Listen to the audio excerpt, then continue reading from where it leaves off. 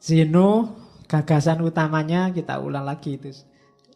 Satu, yang sudah dijelasin nggak usah tak ulang. Alam ini tertib, ya ada sunatullah. Yang kedua, kalau ada kekacauan, ini yang belum dijelaskan tadi. Kalau ada kejahatan, itu sebenarnya dalam rangka kebaikan yang lebih sempurna. Ada gempa, ada badai, itu pasti ada penyesuaian-penyesuaian yang nanti lebih baik dari sebelumnya. Karena logosnya Tuhan sedang jalan. Adanya korupsi, adanya kerusuhan, adanya itu biasanya nanti melahirkan dampak kebaikan-kebaikan yang lebih sempurna. Kalau nggak ada yang korupsi, mungkin nggak ada KPK. Kalau nggak ada KPK, nanti nggak ada ini, nggak ada itu. Terus ada kebaikan-kebaikan yang lebih sempurna. Itu katanya Zeno. Ada penyakit baru, wah, ilmu pengetahuan juga tambah tentang penyakit baru. Ada proyek baru, dokter juga seneng, ya kan? Kemudian ahli kesehatan seneng, pemerintah juga seneng. Ada lahan nih, bisa jadi proyek menteri kesehatan nih, bisa ada kebaikan-kebaikan baru. Orang kenal penyakit AIDS, dulu bingung apa penyakit AIDS ini. Sekarang ketemu lagi, penelitian-penelitian baru, ilmu baru, wawasan baru. Semakin sempurna hidup kita, semakin baik. Jadi ketika kejahatan terjadi, itu ke arah kebaikan yang lebih sempurna pada akhirnya. Ya meskipun jangan Pak saya mau jahat aja Pak biar lebih bagus lagi, enggak. Jadi ketika dia benar-benar terjadi, berarti memang dirancang oleh sutradaranya. Kayak film itu loh.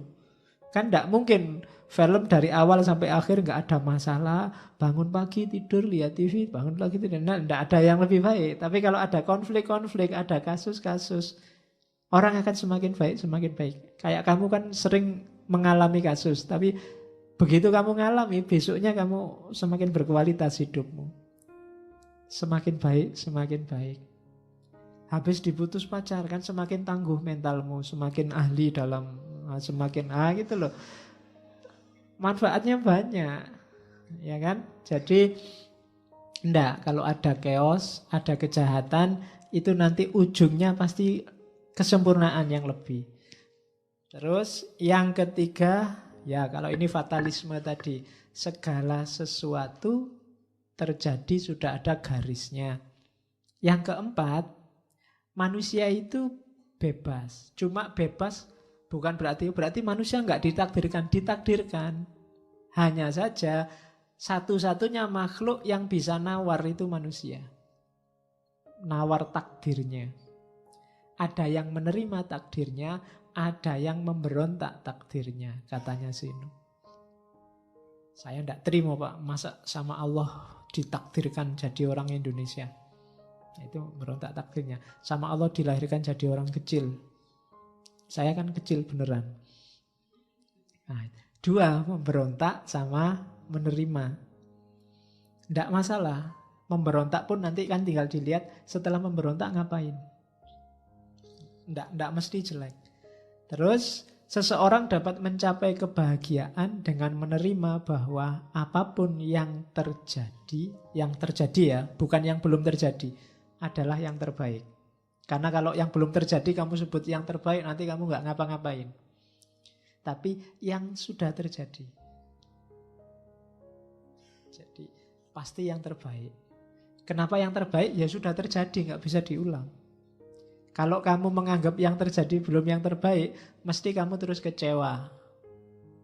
Kemudian mungkin takut. Kemudian mungkin gelisah. Aduh, hasilnya chaos lagi. Terimalah segala yang terjadi sebagai yang terbaik. Semester ini IP-ku 1, sekian. Ya itu yang terbaik sudah. Alhamdulillah masih ada bobotnya 1. Harusnya 0 itu nggak pernah masuk. Nah kan itu sudah terbaik. Ya. Oke. Saya sudah umur hampir 30 ini Pak, belum dapat pasangan. Itu yang terbaik. Ya. Oke, ya kamu enggak ngerti sih. Kalau kamu dapat pasangannya umur 17 dulu, kamu nggak akan nyampe sini sekarang. Nah, mungkin begitu. Jadi, ya itu yang terbaik. Pokoknya anggaplah semua yang terbaik. Itu Zeno. Terus ada lagi itu tadi Seneca. Ya, saya nggak sempat nulis ya oret-oretan. Kalau di kampus saya biasanya neng papan oret-oretan. Langsung dari bukunya. Oke. Ada beberapa konsep dari Seneca. Yang pertama, it is not that life is too short, it's that we waste it. Bukan hidup kita yang terlalu pendek, tapi kita aja yang menyia-nyiakan waktu. Nah, itu kritiknya Seneca. Kamu kan sering sambat gara-gara waktu. Waktunya tidak cukup, Pak. Saya sibuk sekali, Pak. Ini, enggak. Bukan waktunya yang pendek. Tapi kamu aja yang menggunakan waktunya nggak terlalu bagus. Waktu jangan dijadikan alasan. Itu potongan-potongan dari gagasannya Seneca. Terus, life is long enough for the very greatest of things. Waktumu itu pasti cukup untuk melakukan hal-hal luar biasa. Hal-hal paling luar biasa. Jangan khawatir. Jangan merasa bahwa ya belum waktunya, Pak, saya masih muda. Enggak. Allah sudah menyediakan fasilitas ruang dan waktu yang cukup untuk kamu bisa melakukan hal luar biasa dalam hidupmu. Kecuali kamunya sendiri nggak mau berusaha. Pingin apa aja ada, kalau kamu mau. Oke. Coba kamu tanya, what do we pay for what we crave? Apa sih yang sudah kita korbankan, apa yang sudah kita bayarkan atas apa yang kita inginkan? Masalahnya kamu males, kamu pelit, kehilangan tenaga aja nggak mau. Kehilangan ketenangan sebentar untuk hasil yang lebih besar aja nggak mau.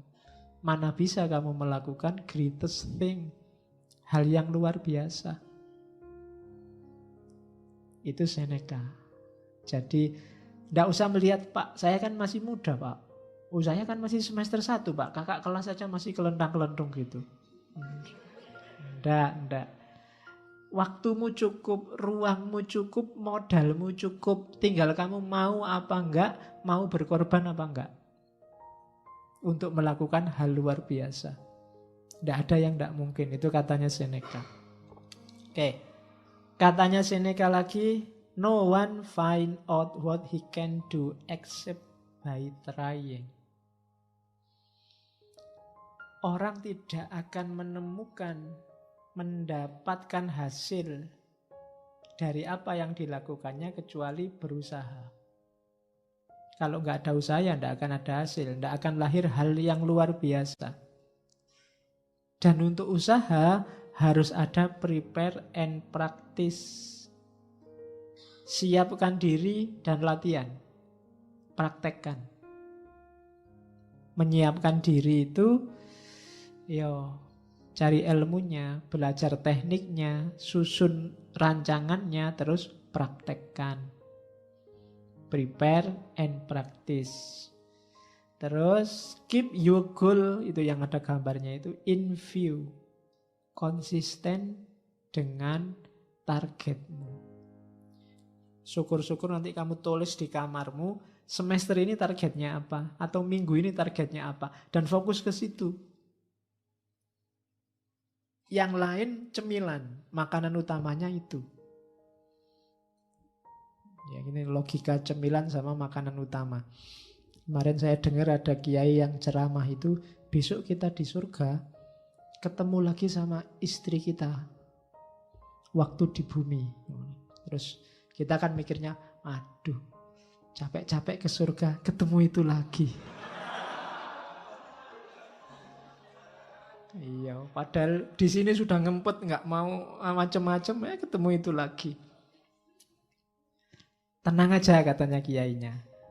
Istri kita di surga itu makanan utama. Nah, nanti ada bidadari-bidadarinya, nah itu cemilannya.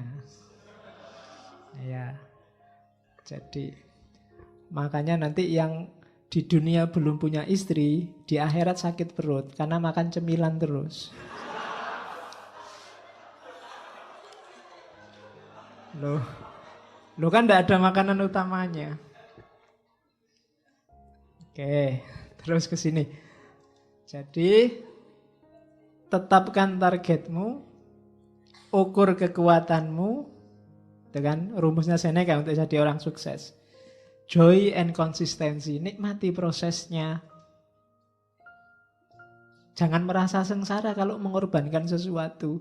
Jangan merasa berat kalau capek. Jangan merasa, nikmati aja prosesnya, menyenangkan kok. Oke. Itu yang selanjutnya. Consider life as a whole. Kayak tadi, hidup ini kita mesin besar. Outer service itu melahirkan inner growth. Kita memperhatikan yang lain, melayani orang lain dalam rangka mesinnya ini biar bagus, akhirnya apa? Diri kita juga berkembang. Jangan dikira kayak tadi mengorbankan untuk orang lain terus kitanya sendiri terbengkalai, enggak. Kalau kamu memperhatikan yang lain, justru dirimu yang berkembang. Misalnya saya ngaji, ini kan memperhatikan kalian. Harus siap-siap baca-baca, bikin-bikin PowerPoint. Tapi jangan dikira kalian yang untung besar. Saya yang untung besar. Aku dapat banyak. Paling kamu ngertinya dikit-dikit. Yang ngerti banyak aku. Kalau kamu bantu orang lain, jangan dikira yang untung orang yang kamu bantu. Ada inner growth di situ.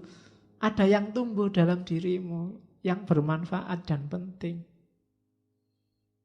Jadi ini sifatnya circle, muter. Outer service itu punya korelasi dengan inner growth. Melayani keluar itu punya korelasi dengan pertumbuhan di dalam. Semakin kamu mengabdikan hidupmu untuk yang lain, semakin dirimu berkembang. Maka joy and consistency, nikmati terus. Oke. Sama kayak itu lingkaran kedua, learn itu sekaligus teach. Teach sekaligus learn. Orang yang ngajar itu sekaligus belajar. Orang yang belajar itu hakikatnya dia sekaligus mengajar. Siapa yang diajari? Dirinya sendiri. Kalau kamu belajar itu kan kayak orang ngajar. Ngajari siapa? Dirimu sendiri. Kalau kamu ngajar, sebenarnya juga kayak orang belajar. Saya ngajari, sebenarnya juga saya belajar. Nah, itu teorinya Seneca. Oke. Dan kalau ingin lebih sempurna, associate with those who make you better. Jangan ragu-ragu untuk kerjasama, asosiasi, nyari kolega yang bisa membuatmu lebih baik. Itu Seneca.